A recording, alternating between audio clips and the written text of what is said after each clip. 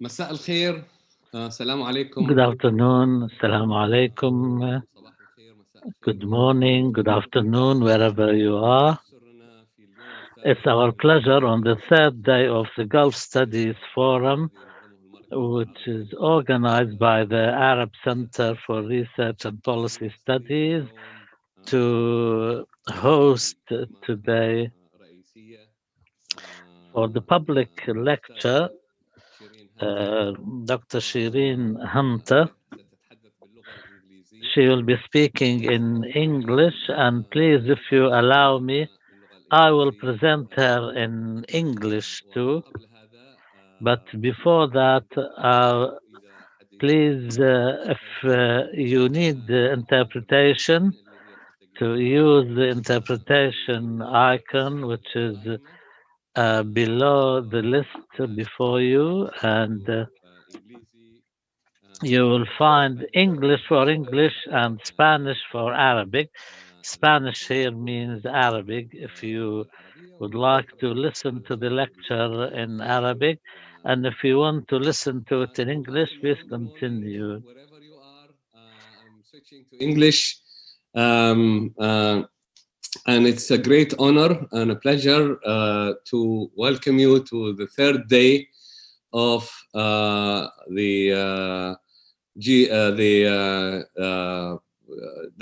Gulf Forum, organized by the Arab Center, and we've had 2 consecutive days of very interesting discussions focusing on 2 main topics. One is the sovereign wealth funds, and the other one is the Iran-Arab relations.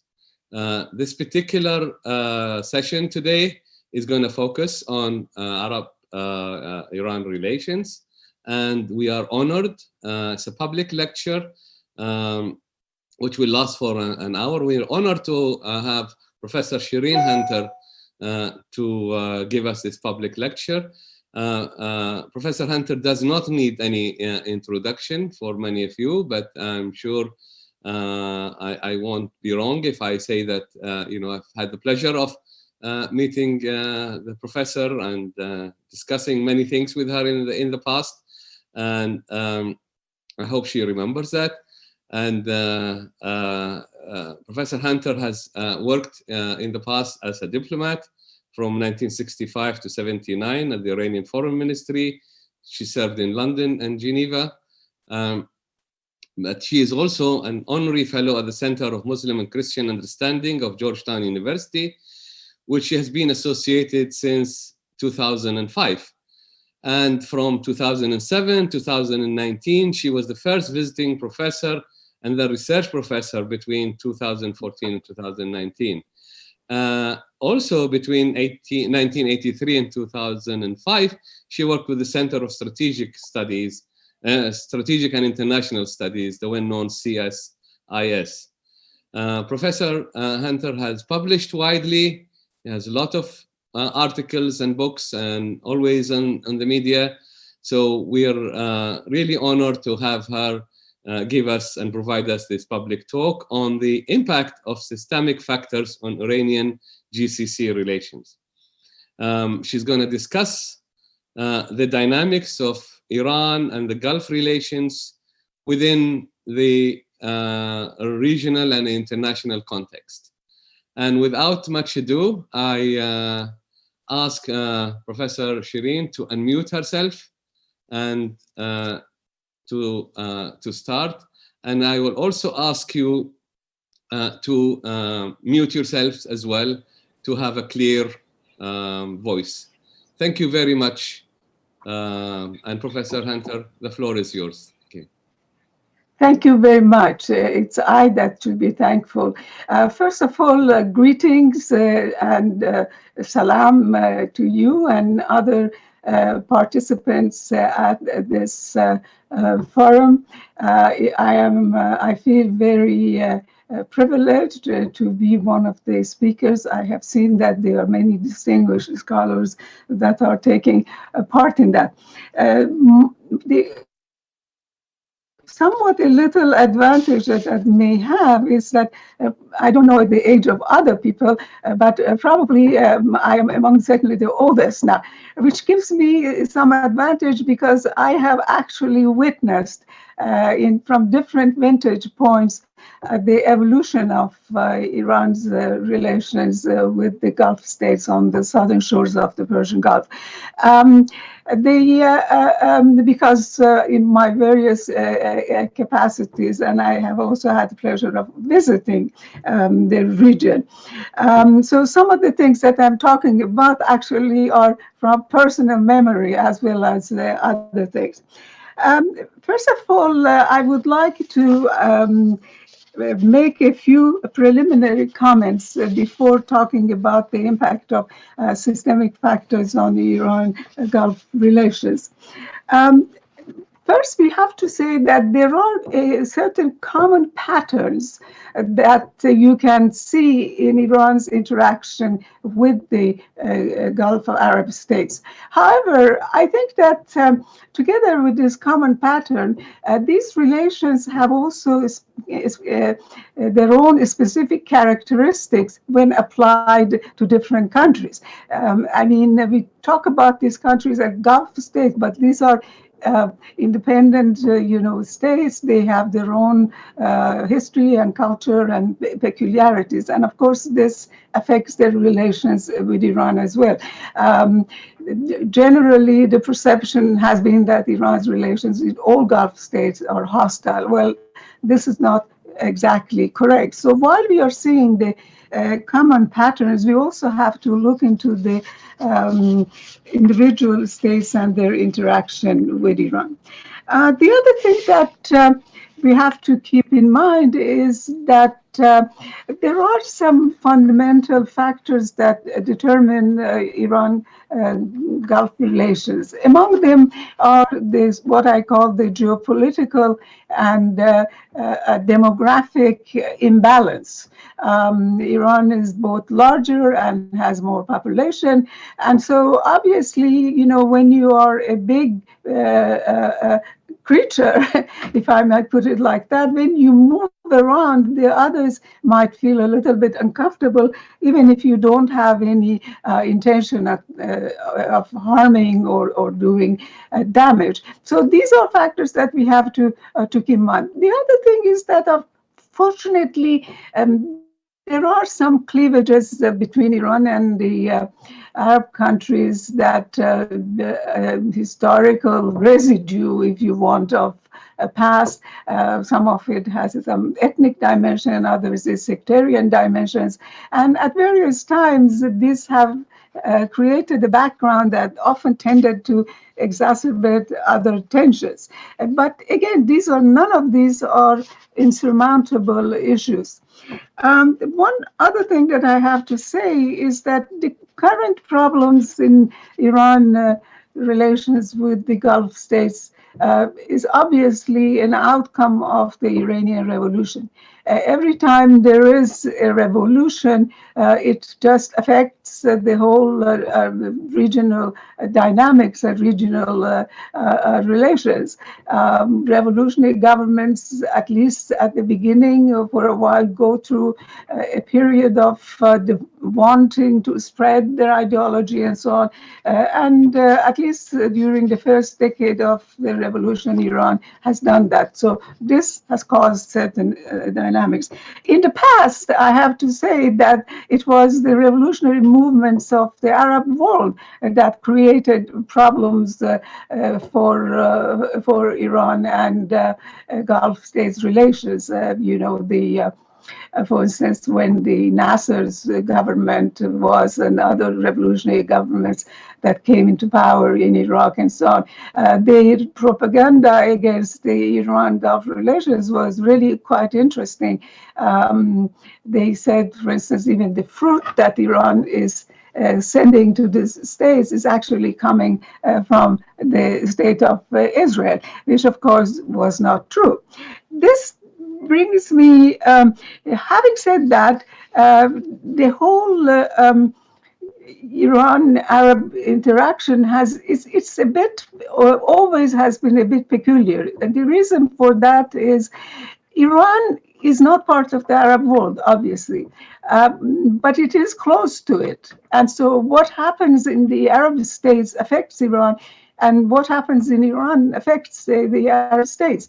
And so, while everybody talks about, non-interference and so on, and I am all for it, it's almost inevitable that they are going to be sort of, if you want to put it that way, interfering in each other. But interference could be positive, or it could be, negative, which of course the negative aspects should be going on. The other factor that has affected Iran's relations with the Arab states, and of course with the Gulf Arab states, and particularly in recent years has become an important, is the question of dealing with Israel. There were a time that Iran's close relations with Israel was a big problem in its relations with the Arab states. I'm not going to get into the justification for this relation or whether it was right or wrong. I think the choice was mostly on strategic level because some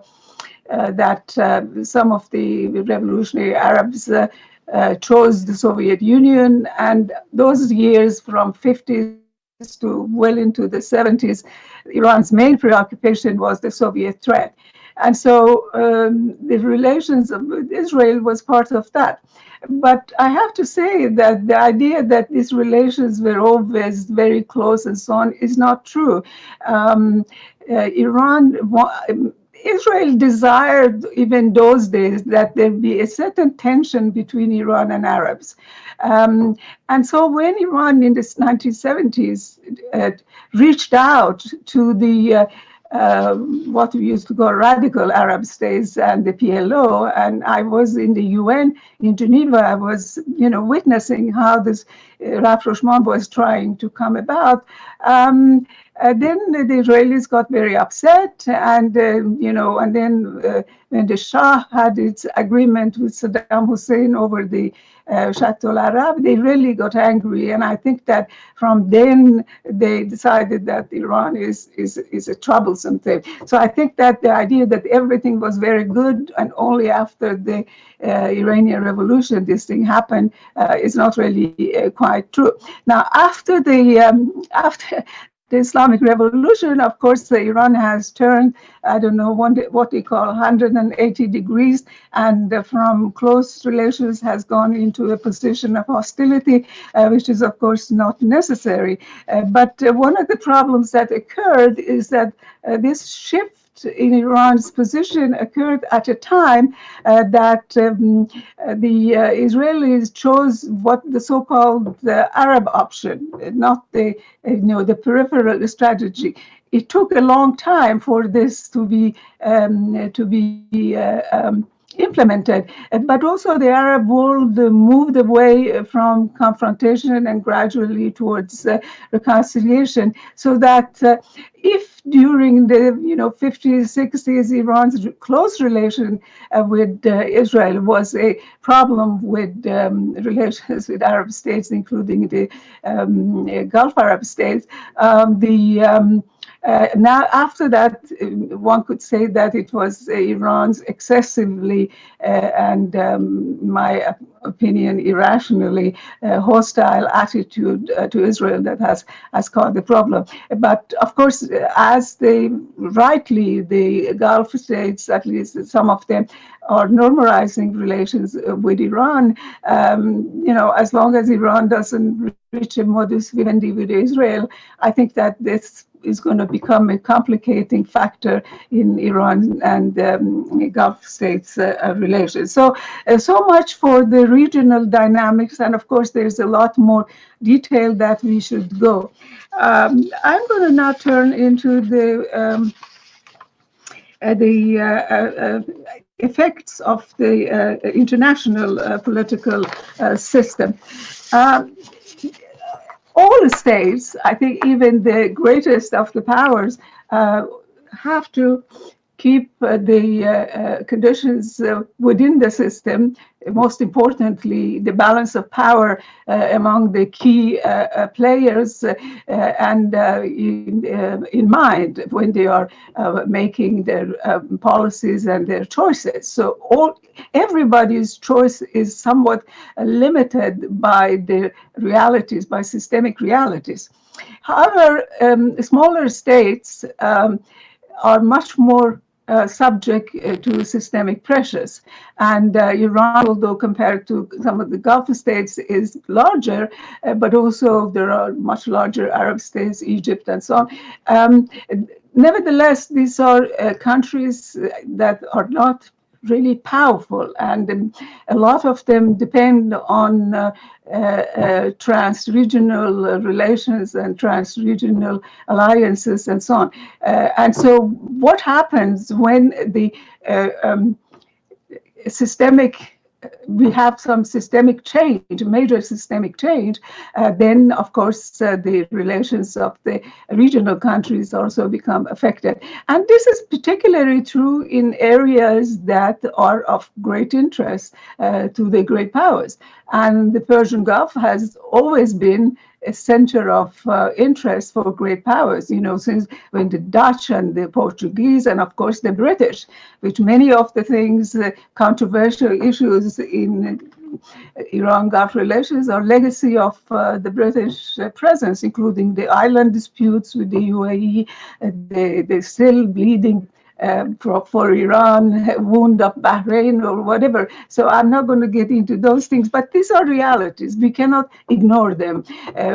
We can, by acknowledging them, we can limit their disruptive and negative impact. And the other thing is that the great power policies has a great effect on the regional dynamics. Until the 1991, when the USSR was self-abolished, I think that the relations were very much affected by the Cold War dynamics. And Cold War dynamics had both negative and positive effect on Iran's relations with the Arab countries. For Iran's relations with those Arab countries which were, within the, shall we say, at least they had a foot in the Soviet camp, like Egypt, Syria, and at one point Iraq, clearly their relations with Iran was very, very bad. I mean, almost one should say poisonous. Well, when Egypt changed sides, then for a brief period, well, not so brief, Egypt, Iran almost became allies. Well, if not allies, rather, very good collaborators on certain strategic issues. And of course, then we had the Islamic Revolution. I'm not going to get into the causes of the Islamic Revolution. I have seen many simplistic analysis of this. The only word that I'm going to say that the Islamic Revolution was the consequences of both internal pressures and dynamics, but also some shifts on the attitudes of the both regional actors, some regional actors and international actors, notably the United States. But during the Cold War, I think that Iran's relations with the Gulf states was rather good because they had the similar threat perception, and they were concerned about the both international and local radicalisms, and consequently they collaborated. And even Saudi Arabia, which even before the revolution, had rather difficult relations with Iran, notwithstanding, visits of the kings and so on to each other's countries. Because they had to face the local and international radicalism and the USSR, they collaborated, at least to a certain extent. And so this common security interest helped to reduce the impact of other factors. Now,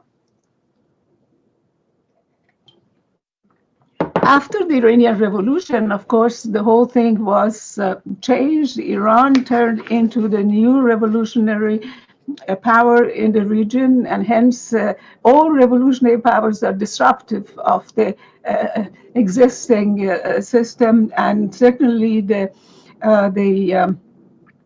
Gulf states became a focus of this revolutionary movement, and that since then I think that relations have gone down, although with some periods of effort at reconciliation, and also the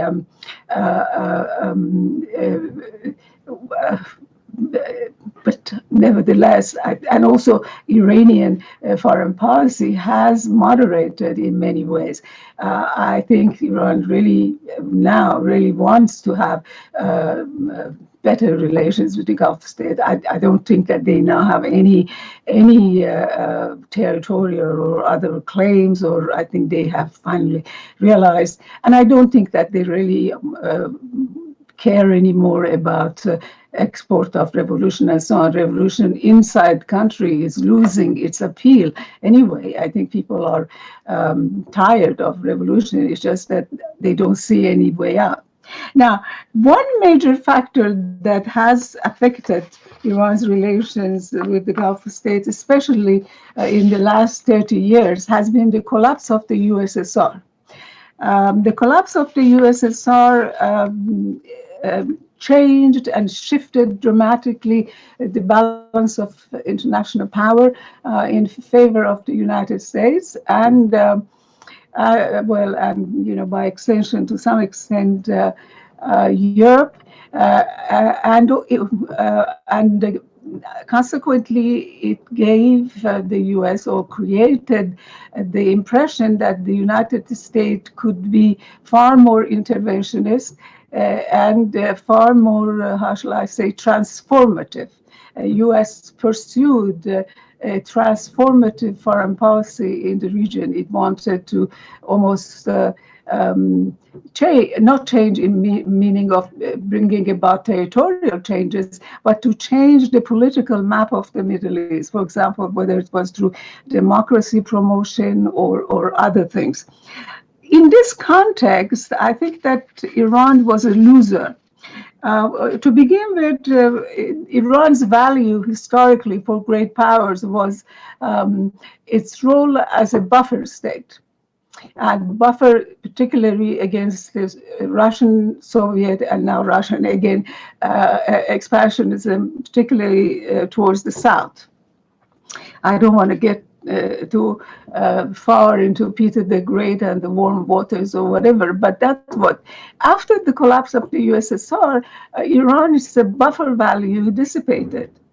And as a country that has the potential to become a serious middle power, I think that Iran came to be seen mostly as a challenge rather than as an asset.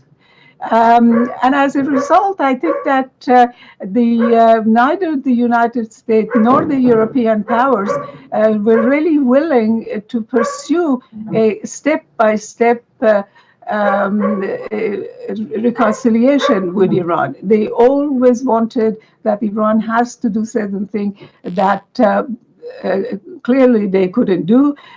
Instead of saying, okay, we move one step forward and then other things will follow. But so that is the way it is. But more than that, After 9/11, the U.S.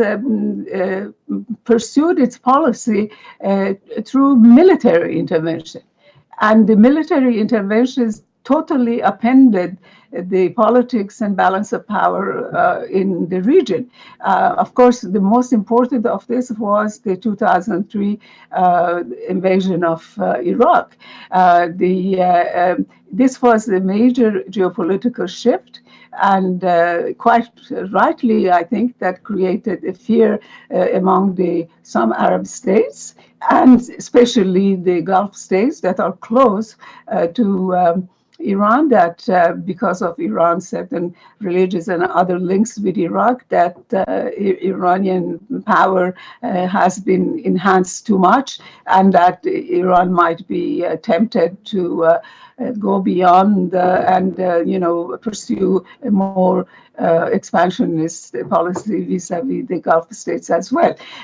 It also led to a very much serious worsening of sectarian tensions. I mean, frankly, when I was growing up, the sectarian issues did not matter at all, whether internally or in Iran's relations with Arab states, none whatsoever. But, for a variety of reasons, religion became more prominent, and consequently in politics, both in Arab world and in Iran. And so we have seen that these issues have come up. But I would submit that without the U.S. invasion of Iraq, these things would not have happened. Now, you can imagine that given attack that Saddam Hussein did to Iran and so on, I have no particular regard for him, obviously, but the fact is that was still a system, and once you destroy a system, it has ramifications. Then there were other things as well. I mean, for example, we talk about Iran in the Levant and the Hezbollah and others. That is true. I think that's if I were talking, I don't think Iran should be involved in the Levant at all. That's my view but the fact is that Iran's presence in all these theaters were because of the opportunities that were created. I submit that without the 1982 Israeli invasion of Lebanon, Iran could not have created the foothold that led to a continuous civil war, and of course all external players, Syria, Iran, others, also Saudi Arabia and so on, got much more deeply involved than they had ever been before. The question of Syria, again, is the same thing. If it wasn't for the Syrian civil war, and I'm not saying how it happened and so on, but anyway, so this would not have happened. And consequently, I think that these policy decisions that the great powers make, I think that creates great problems for Iran-Gulf relations. They cannot really establish a sort of functioning relations until something happened. Now, the other thing I will say, and then I will stop to see whether the question and answer. The other thing that happened, unfortunately, and this happened under the George W. Bush administration, but unfortunately others were pursued.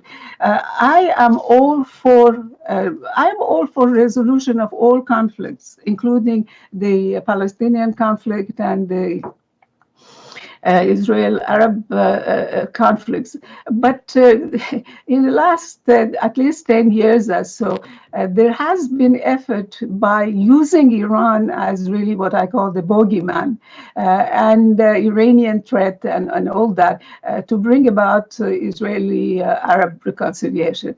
I don't think that this is a very constructive way of doing this because it's going to create other issues. And of course, the standout between Iran and United States, which is a very important systemic factor, is casting a very dark shadow over the entire Persian Gulf. We have gone through episodes where we have had real threat of war. and you know, Iranians have done certain things, and then of course Americans have done certain things. For instance, I don't know what benefit had the killing of Qasem Soleimani. I mean, you know, I have no love for him, but that really didn't. And Iranians, of course, were wise. They didn't react to that. And now lately we have had the killing of the Iranian nuclear scientist. So I'm just trying to say that, and of course, if a conflict happens between Iran and the US, the Gulf states are going to be, will suffer from many, many respects. So I think that it's just that my bottom line in many ways is that the case of Saudi Arabia is something else, because Saudi Arabia is a regional power in Middle East as well, and I think that has a kind of ambitions, and maybe UAE is becoming like that as well. But I would say, though, that with the rest of the Gulf states, I think that if it were not because of this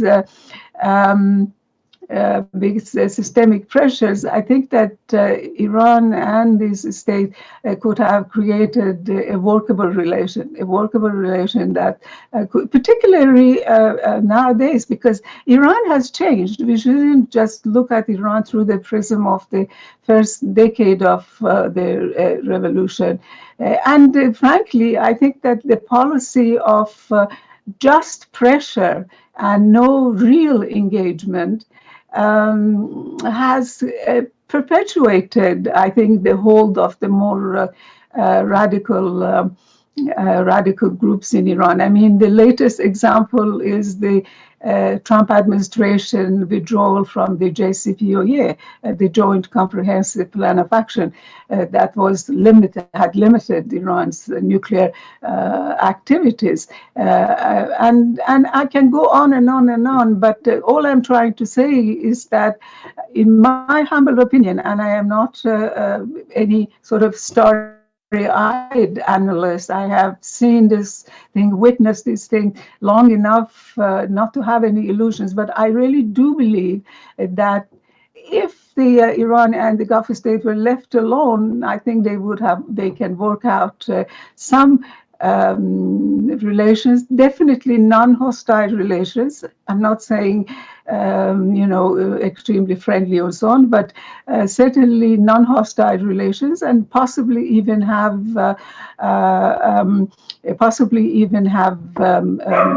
good economic relations and so on. Because you should realize that the Iran-Gulf tensions benefit some other actors. So I'm going to stop here. I talk too much, and see if there are any questions. Thank you very much, Professor Hunter. This has been a very enlightening, if you like, tour of the systemic forces that covers and determine this relationship, whether it is international systemic forces or regional. And you have given us a great overview of the main systemic forces, be it regional or international, that has shaped this relationship between basically two neighbors that are living close by each other and share a lot of common interests. I'm sure that many of the people here in the session have benefited a lot from your insights, as I have, and I'm sure they have a lot of questions that they want to raise, and I have already been receiving some. But if I may abuse my privilege as a chair and ask you, if you like, a direct question, and that is, of course, systemic forces have a role to play. Of course, you know, Iran and the Gulf states are within, you know, a regional international system, and they are affected by what goes on around them. But do you think that they also have the power and the agency to be able to maneuver within this international system, to be able to themselves forge ahead with their relationship, or they should be a hostage to these international systemic forces, if you like. Do you want to unmute yourself? Do you want to unmute yourself, Professor Hunter?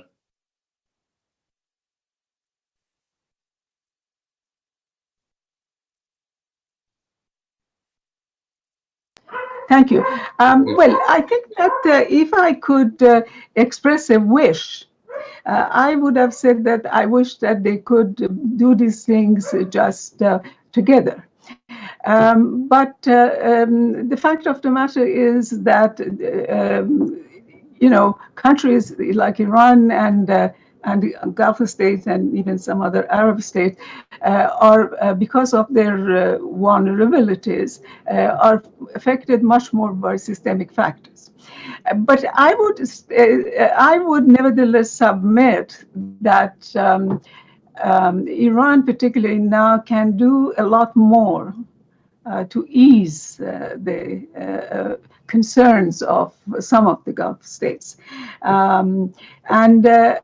Because it's the larger country and so on. And the other thing is that, Iran has isolated itself from the both the regional system and from the international system because of its positions and because of its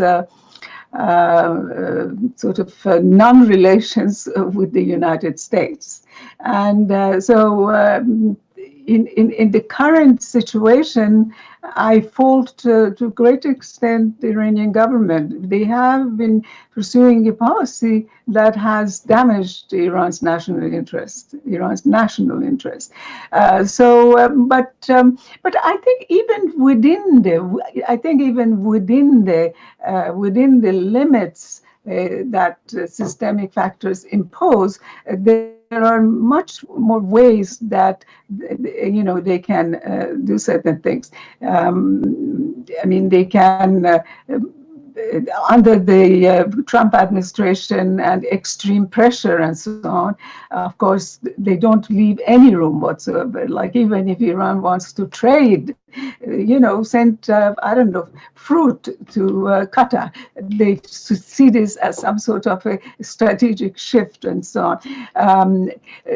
I think that is part of it because of the policies that has been used. And to be honest with you, I think the beginning, the first, shall we say, the original sin was from Iran, the revolution. Okay, and they started this, they hostages and so on and so forth. But after that, Iran has made a lot of conciliatory moves that they have not, Americans have not responded. I mean, in 2003, after the US invasion, Iran sent a letter and said we are willing to discuss everything, including the Hezbollah and so on, and they rebuffed. Oh, they don't mean it. Every time they do. I think that this isolation of Iran has benefited both some regional countries and some, international players. Everybody needs an enemy. The Soviet Union gone, they needed an enemy. They can't really tackle China. China is too big and powerful. They can't even, and too far. India is too far from, So I think that they found that Iran is very good. If you want to sell arms, oh, well, Iran is, if you don't buy such and such, you're going to be overrun by Iran. Well, with what? When you really make a realistic study of Iran's military power, you realize that it's very weak, relatively speaking. I mean, not compared to Gulf states, but I mean, compared to Israel, compared to Turkey, and I don't know about Egypt, maybe even compared to Egypt. Iranians, unfortunately, boast a lot. Oh, we are this, we have this and that. And I would recommend if they would tone that down. But they have, excuse me, they have instrumentalized Iran for other purposes. I think that has become become part of the systemic landscape. Thank you, Professor Hunter. And I have lots of questions I want to ask you, but we have to be aware of the time. And also, I want to give the opportunity to others to ask questions, and I may come back with some of my own. And please do raise your hand if you want to speak, or send it in the Q&A if you want to send a question, and we will collate all those questions and frame them and ask them in one way or the other. I can see a hand raised by Musa Alaya, if I can pronounce it correctly. If you, Musa, if you would unmute yourself and ask your question, please. Thank you so much, Dr. Abdullah, and also Professor Shireen, for your very interesting lecture. Actually, I have a question is related to Iran, because I think the discussion always in this forum is I think focused on the Gulf states and Iran, but Yemen is missing from this this floor, and I think it's very important case to be really present here. And I would like to ask you, it is really, I don't know if it is X factor or the clear factor, why Iran, what is Iran, what is the X factor of Iranian involvement in the Yemeni local situation? And it's helping some groups that in Yemen, they are killing Yemenis so in south and north. And also I think Saudi is doing the same. Why, I think now it is a kind of proxy war. Why they use just only Yemen and trying to intervene in the Yemeni situation and trying to approach some group internally, and if really Iran is trying to behave like a natural state, as you mentioned in the beginning. Thank you so much. If I may add to Professor Shireen, before you answer, if I may add to that, I think this is a question is asked by many Arabs, if you like, in the other side of the Gulf, is why Iran, and you have alluded to this in one way or the other. Yemen is, of course, being, as Musa had mentioned, one main actor. But, people are asking why Iraq, why Syria, why Lebanon, why is Iran doing what it is doing, especially in Yemen? So if you want to give us kind of an overall picture, why and how can we overcome this? Of course. Well, let me answer the first question first. To be honest, Iran, Yemen is also close to Iran. In other words, Red Sea is also close, and Iran's, sea routes and so on and so forth are important there. I think that again on the Yemen issue is that the first thing to remember is that. Yemen, the Houthi thing is not just the creation of Iran. I think this is very, very important to say. I believe that the Yemen civil war really never ended. I remember the first function they gave me when I was at the Foreign Ministry to write a report about the Yemen civil war, particularly the balance of power between the Republicans and the supporters of the Imam of Yemen, the Zaidi Imam and leader of Yemen. At that time, both the British and the Saudis and so on asked Iran to help in Yemen in order to prevent the Republican forces supported by Egypt.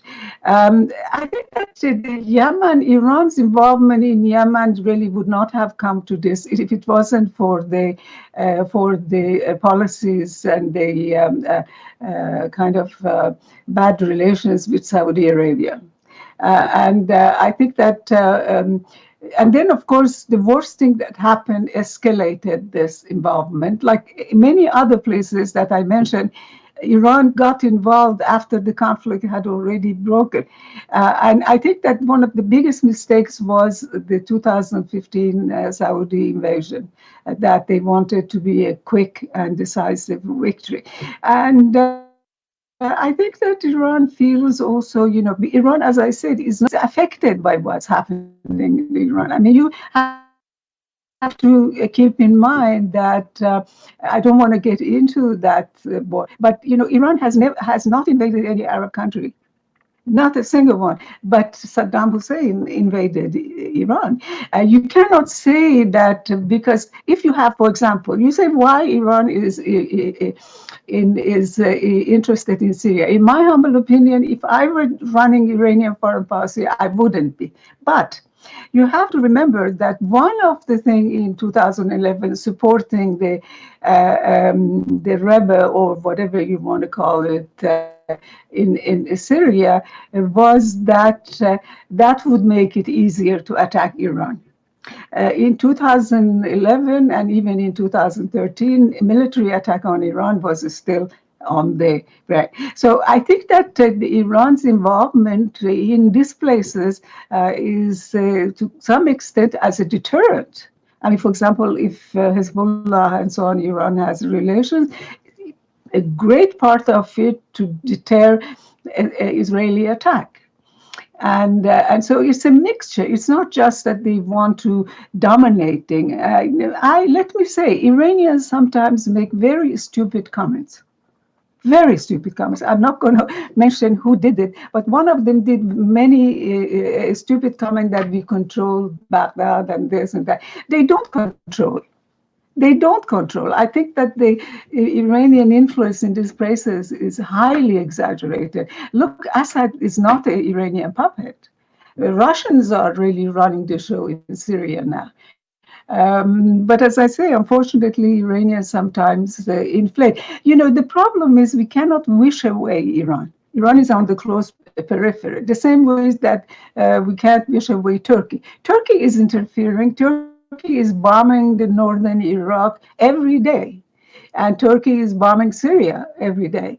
And so I'm just saying is that but we are only sensitive towards the Iranian action. But this is also what I'm saying. There are some cleavages that tend to exaggerate this difference. For instance, Turkey had actually official relations with Israel, but never in the Arab media or others, Turkey was criticized for it. So there are some specific dynamics of Iran-Arab relations. The question I have is that instead of conflict and indirect intervention and so on, we have to accept that Iran is also a player in the region, but then try to change that role into a positive direction. But to say that you can't have any role is not possible, because what happens there affects Iran's own security, if you see what I'm saying.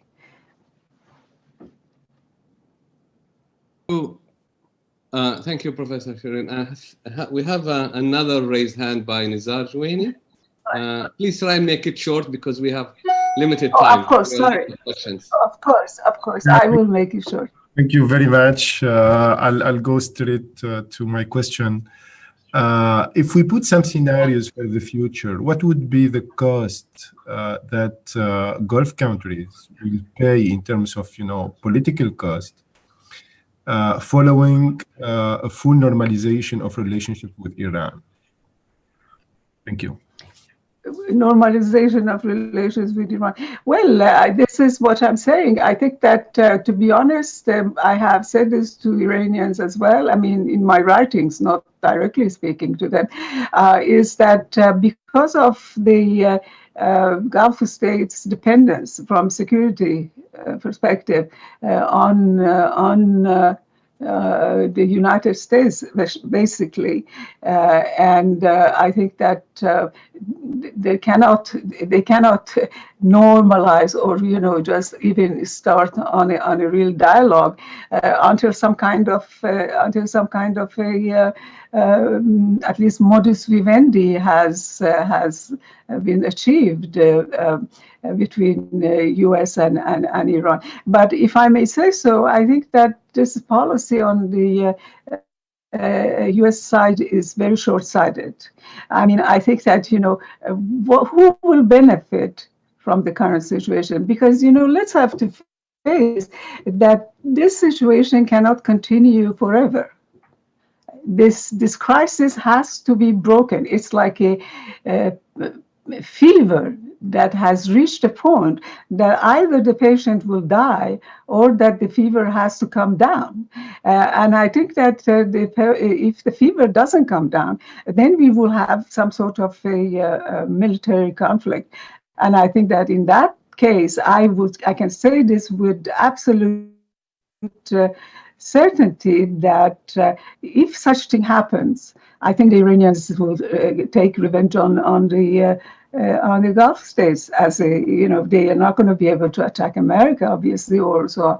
So I think that it would be useful if Gulf states, in their discussions with some of their Arab colleagues and also some maybe US or European and other things, that advise that, look, try to go the road of at least reducing tensions. I mean, now we have a new administration, Biden administration. A lot of people are trying to prevent any diplomacy. The assassination that I mentioned is one aspect to prevent that. And then to tell the Americans, look, allow us to deal with Iranians, and maybe we can have an impact on their behavior and convince them that they have to change some of their policies, and if they feel safer, they might also do. I mean, I'm not saying this is guaranteed, but I'm saying that this road has really never been tried.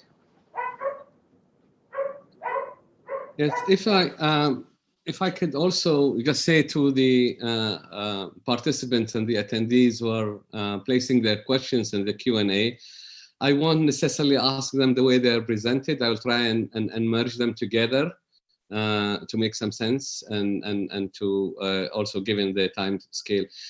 There is a question that's from me and also from one of the participants, and that is, you talked about systemic changes, and there is a systemic change now happening, or many, but one of them at least is the election in the United States. Do you see, Professor Hunter, that there's going to be maybe a change? This systemic change is going to change the relationship in the region? And also related to that, how does China play into this? And the relationship with China, both from the Iranian side and the Gulf side, how is this relationship? Is it helping or is it not?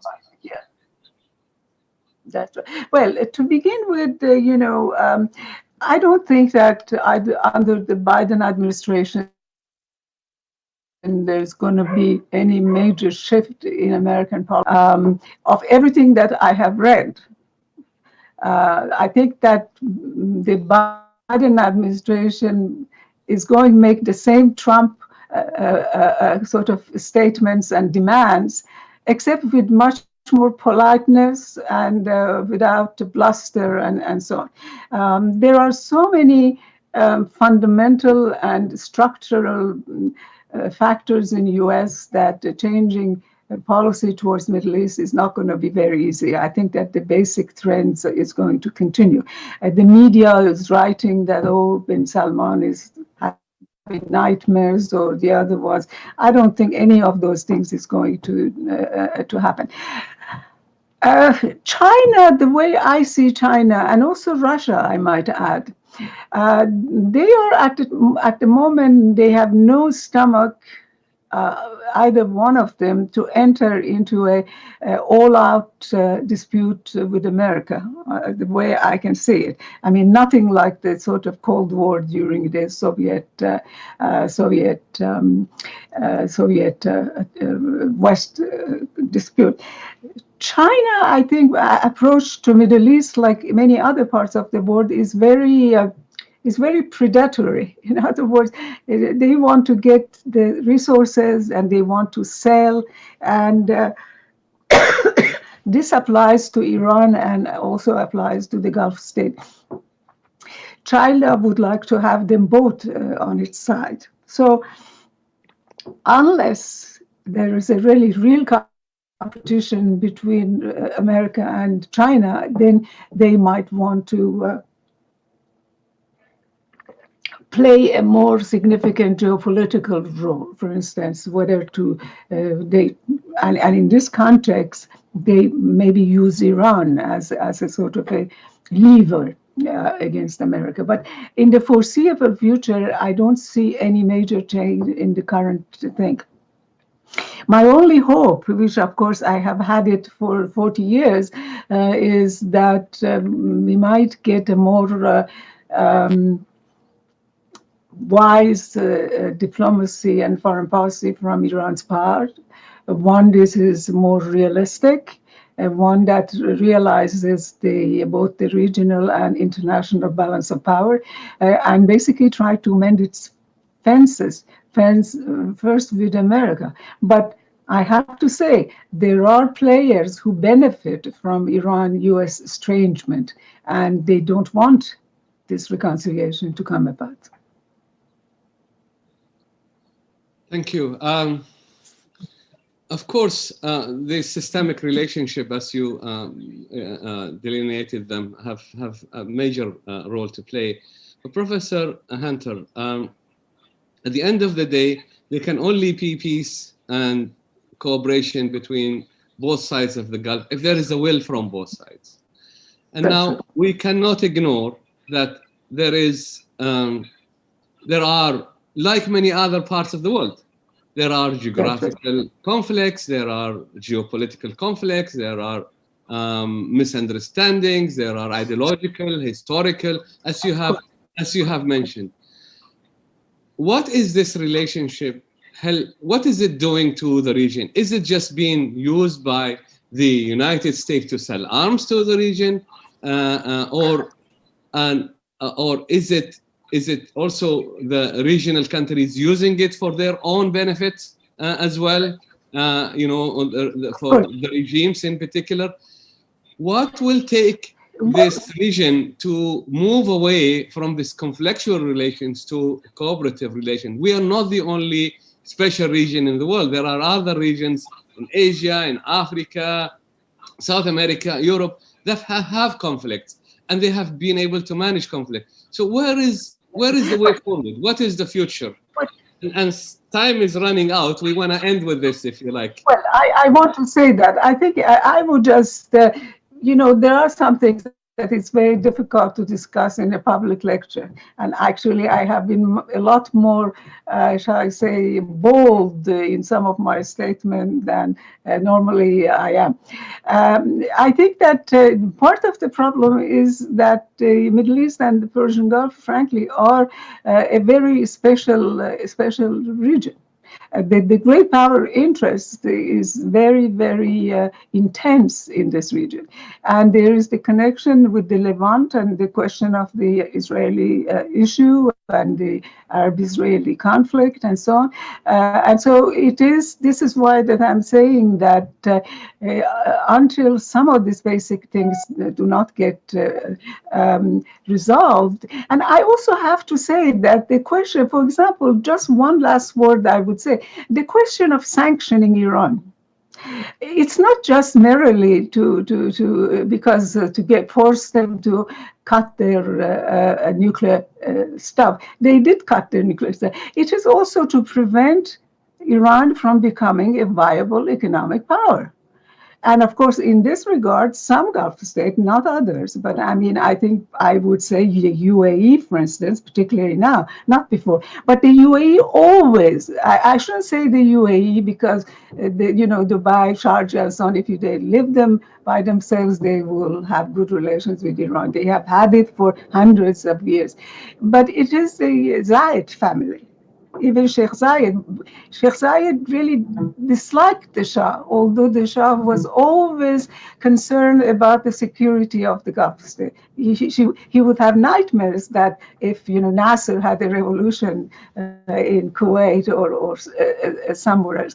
But I think that Iran's potential is also that some of the regional countries don't want. I mean, for example, in 1989, when there was a chance for some kind of a Bush administration, some gestures towards Iran. I mean, Mubarak, for example, advised against it. Hosni Mubarak advised against it.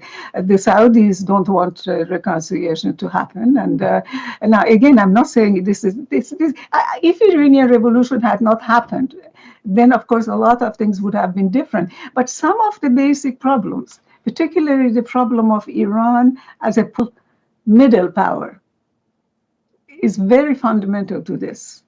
The British policy was always, for 200 years, was to keep Iran semi-alive, never allow it to really develop, but also because they wanted it as a buffer to keep it there.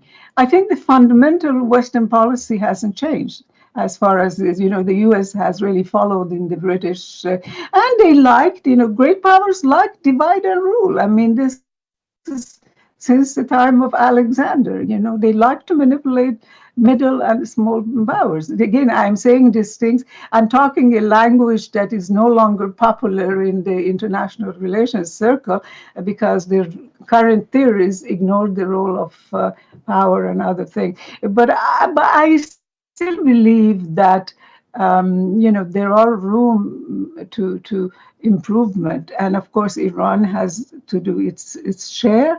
But I think that those Gulf states who are not as hell-bent, the current Saudi leadership, I think, has a sort of a personal hatred towards Iran. You see, and this of course is not possible. Doesn't make possible any kind of reconciliation. Professor Shireen, I'm sure you and also the others who are attending this session will agree that this topic requires more than 1 hour. It's a very, very interesting topic. The region needs to move forward. Very complex, and very interesting. Well, exactly. Inshallah, maybe when COVID is done and you have a conference just on Iran-Gulf relations, and if you think that I should come, I would be more than happy to come, and we can sit down and have a nice Arabian coffee and discuss things. Thank you. I'm sure also all the participants in the session have been have used those ideas and your insights, and they've benefited from them as much as I did. And we want to thank you very much for your those insights. And I want to thank the attendants as well for their patience and for being with us, for their questions. And I apologize if I did not manage to get all the questions in time because of the short time scale. I'm sure you will all thank with me and applaud Professor Hunter for her time. I may say virtually. One word. They can email their questions to me. If those that are in English, and I will be more than happy to answer their questions by email. Thank you. That is very useful. And at the end, I want to thank you once again. Thank everybody who participated. And last but not the least is to thank the organizers for organizing this important conference. Yes. And also to thank all the people who worked behind the scenes to make sure that everything runs smoothly. Thank you all, and we are going to start the session. I think we're going to break now, and then within 15 minutes, there is another session that is going to start entitled the صناديق الثروة السيادية والسيادات الاستثمارية, the sovereign wealth funds in the Gulf states. And it will be chaired by Dr. Ahood al-Balushi, and I'm sure you would benefit from that. I really encourage you to stay tuned and stay with us. And good luck for everybody who is leaving. Thank you so much, Professor Shireen. Thank you all for participating. Thank you, and I was honored to be part of this session, and I hope that we will have future dialogue and conversations. Thank you. We look forward for that. Thank you.